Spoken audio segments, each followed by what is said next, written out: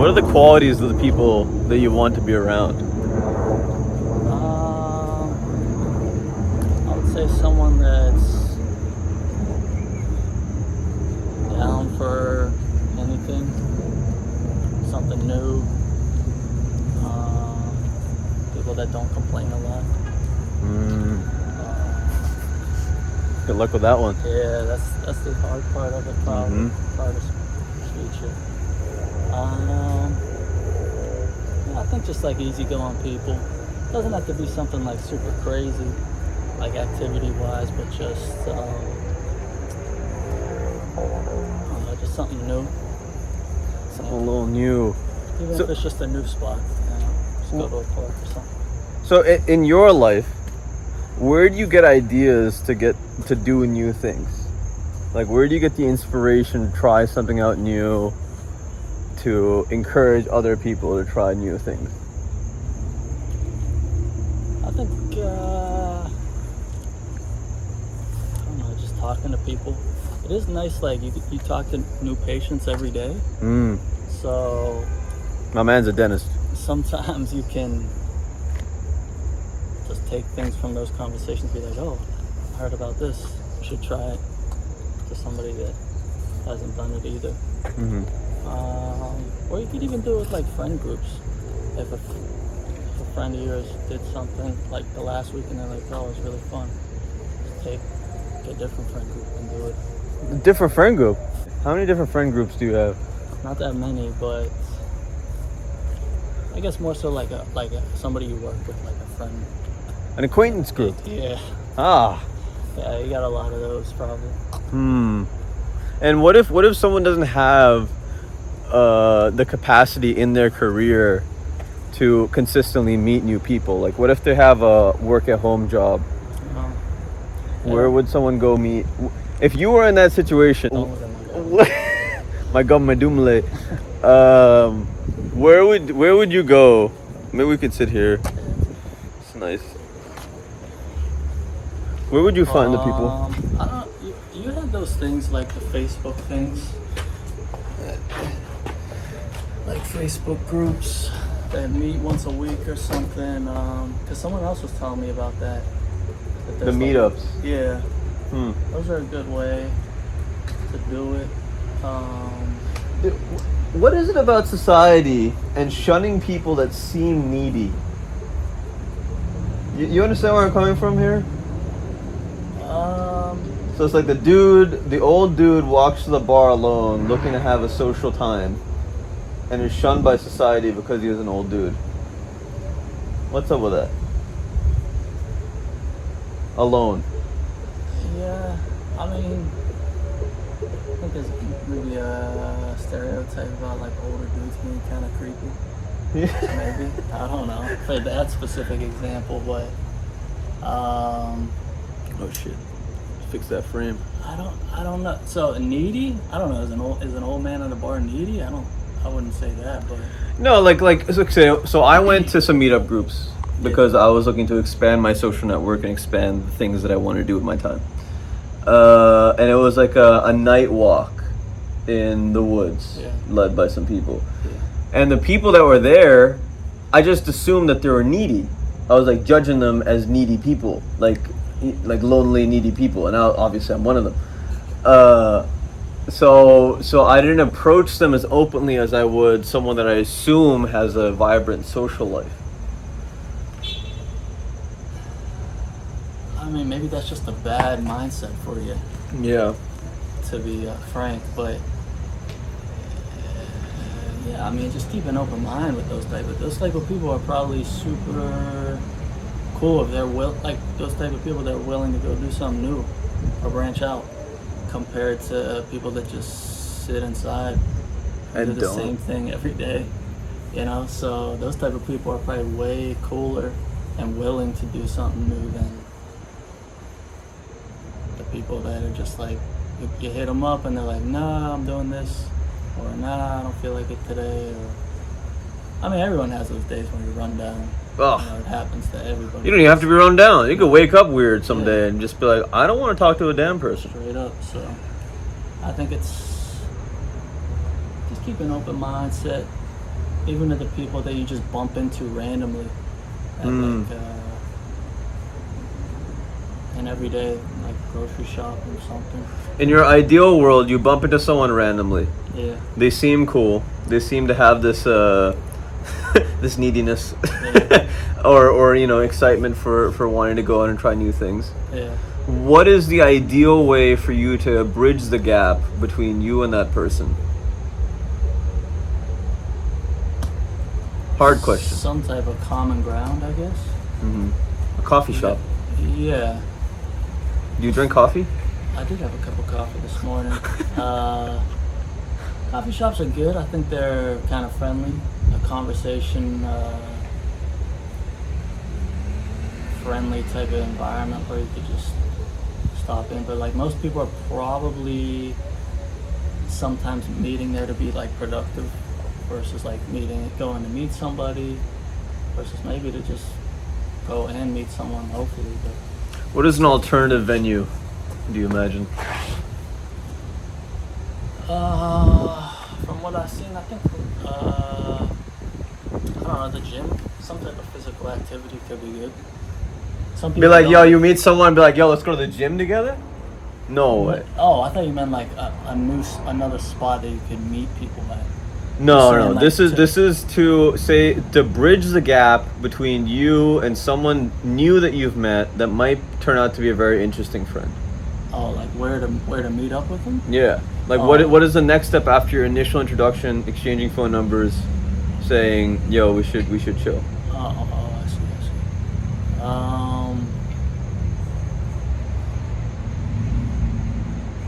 I think it's gonna have to be some type of common interest. Like, what do you imagine doing with these people later on? Just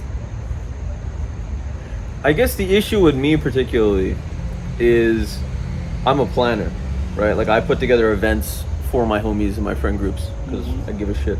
But in order for me to put together events that are valid, that make sense for the people involved, is I need to know them deeply, right? I need to know what gets them excited, what intrigues them, right? And the issue for me to do that with strangers is you have to ask a lot of questions that are beyond icebreakers. Like, the icebreaker is, oh wow, this line's really long, right? Or this line's really long. What the hell is that an icebreaker? This line's really long? If you're waiting in line to start a conversation. Yeah. Yeah. Or is an icebreaker deeper than that? Is an icebreaker like, wow, I feel this type of way, and they're like, yeah. Yeah, probably. More so, deeper. This line's really long. That just depends on the type of person. Some people might just be like, yeah. Other people might start a whole conversation to you about it, I guess. So. I guess it's a matter of how charming you are. Yeah. How approachable you are. So for me to plan something where I'm like, okay, not only am I going to be interested in it, but this other person is going to also be interested in it. I need to know something deeper about them. And often the question that I go is, what do you do for fun? Yeah. But what do you do for fun in society, based on my experience, is not a very casual question. It's actually a very probing question. It's almost something that people take offense to. They're like, oh, how dare you judge me for what I do for fun? It's like, well, that is you, so. Yeah, I mean, I think because a lot of people, when you ask them that, they'll realize, like, what do I do? You know? And it's just like, oh, like, I like relaxing, I like watching TV or whatever. I think people wish they had more stuff to do to fill in that question. They maybe just don't. So they need someone like you to find new things to do. Advisory. Struggle. Yeah. If you are the person that ends up catalyzing experiences for people, you are in for a very rough life, but one that's satisfying to a degree, because no one will hit you up to hang out. No one will ever create a plan for you to be a part of, unless you find someone else that's like that. So you'll end up spending your time feeling more lonely than you really are. If you're willing to do that, continue down this path. If you need help, hit us up. Back to the interview. Okay, so there's coffee shops. There's something in between, and an icebreaker is beyond just saying hello to someone. Yeah. Yeah. I wouldn't call it an icebreaker.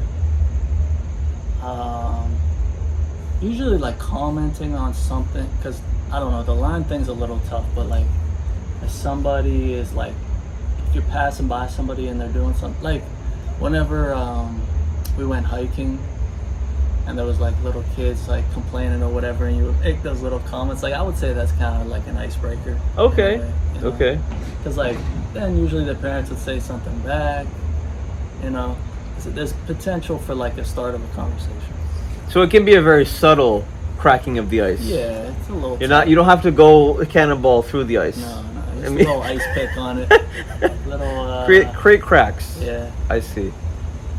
Because you want to see if someone's gonna actually like engage.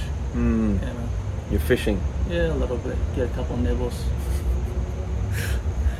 Man, humans are fascinating creatures, huh? Yeah.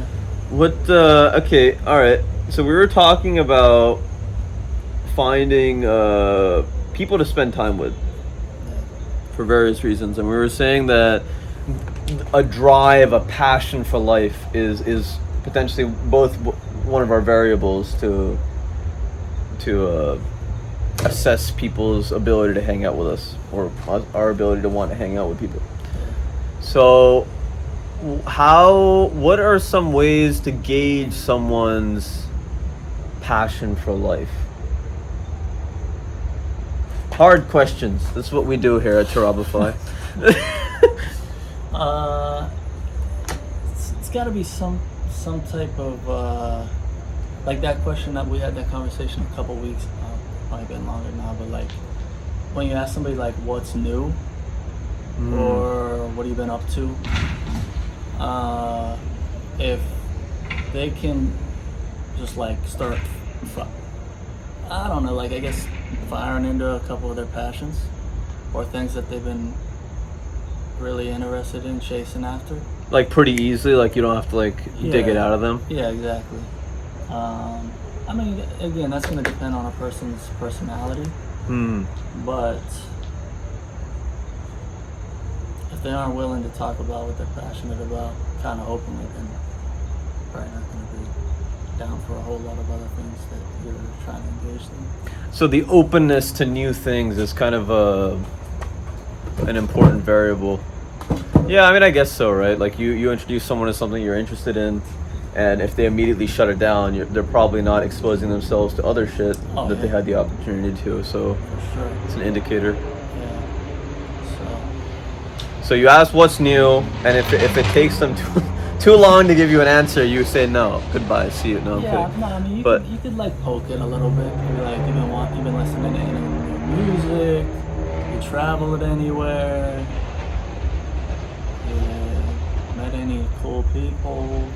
So I don't consider you an average individual. You're a weird man.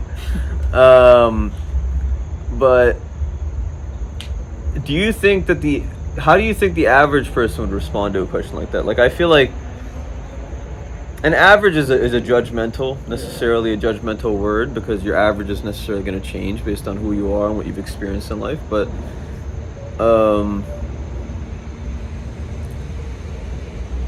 yeah, because to me that's kind of the same vein of what I was saying of someone that's needy, right? When you ask questions like that, when you dig and pry, like those compassionate people in society that have these bright eyes and a metaphorical bushy tail, they're going out there looking for answers and really being curious about people, and that comes off as needy a lot of the time. Oh, okay. Whereas for people that actually are that way, that's just a way of being, and that's actually a part of maturity, right? Like actually going forward and trying to give a shit about your fellow human being. Yeah. Honestly, I wouldn't necessarily categorize that as needy. But it comes off, I think, to most people that way. Yeah. That's why I use the word. It makes sense. Like you're constantly looking for more. from people. Yeah, I don't know. I think there's an appreciation for it's just people that aren't open to it, I guess, that get a little offended or like bogged down by it. Yeah. Maybe. And maybe those people don't want like new things. They're happy where they're at, and they don't feel like they need that new anything. So it's not necessarily fair to assume that because they think that you're annoying, that they're having a shitty life. Yeah, no, yeah. Don't think that way. I think it's just the way different people are wired. You know, I think certain people get bored more. I think that honestly, it's been flipped for me. The older I've gotten, the more I need that new and changing aspects. I feel like in high school, even in a little bit in undergrad, I was kind of like get my shit done and just chill. You know, because maybe I was more stressed about different like career or life stuff or something. But now, when things got a little more sorted out, I felt like that's gonna be okay. You know, I'd rather enjoy my individual day than, I guess, kill myself trying to get to this end goal a little bit. But yeah, it's just the way different people are wired. So I don't know if I have an answer for it directly, but you know, what do you think the ratio of those types of people are in society? Oh, bro, easily 1 to 100. 99 and 1. Yeah, like 99 and 1 person is gonna go out their way to be like, not only engage in a conversation actively, but also ask a follow-up question and be like genuinely curious about human beings. Like, I think it's very rare to find those people. I think, you know what's funny is like sometimes we've had this conversation where you just get bogged down trying to do it, that it could have been like an opportunity, but you get discouraged from like trying to talk to people and they just kind of like write you off. Yeah, you like get excited and they look at you like you're weird and you're like, well, this is not comfortable. Yeah, and then you lose that a little bit where if you could have kept doing it, you might have found another one. Right. So you have like those periods of syncs. Yeah, that's interesting. There's a wavelength to it, kind of. For sure. Is there a piece of advice you'd give to maybe a high schooler that's trying to become more social in life and get more out of life?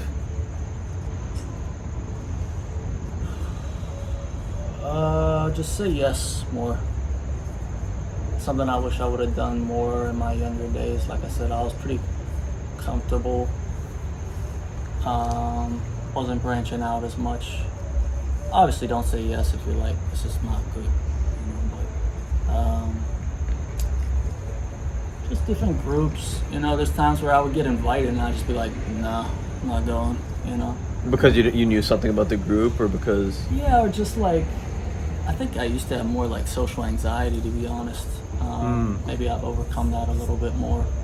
Like I can remember like going somewhere, even when I would know some of the people, and I would have that like weird feeling in my stomach, like unfamiliar territory, unfamiliar people. Maybe just trying to overcome that a little bit. The more you say yes, the more I think you'll be comfortable in those situations and just gain new experiences. They're not all going to be good, that's for sure. But to find some really good people and make some really good memories by doing it. So say yes. Well, thank you again, my friend. Anytime. As per usual. Left hand shake. Left hand shake. Actualize your potential, my friends. This is a little podcast that me and Nick did together along with some of our homies. Go check it out. Remember, you got this, and we're here for you. Take care.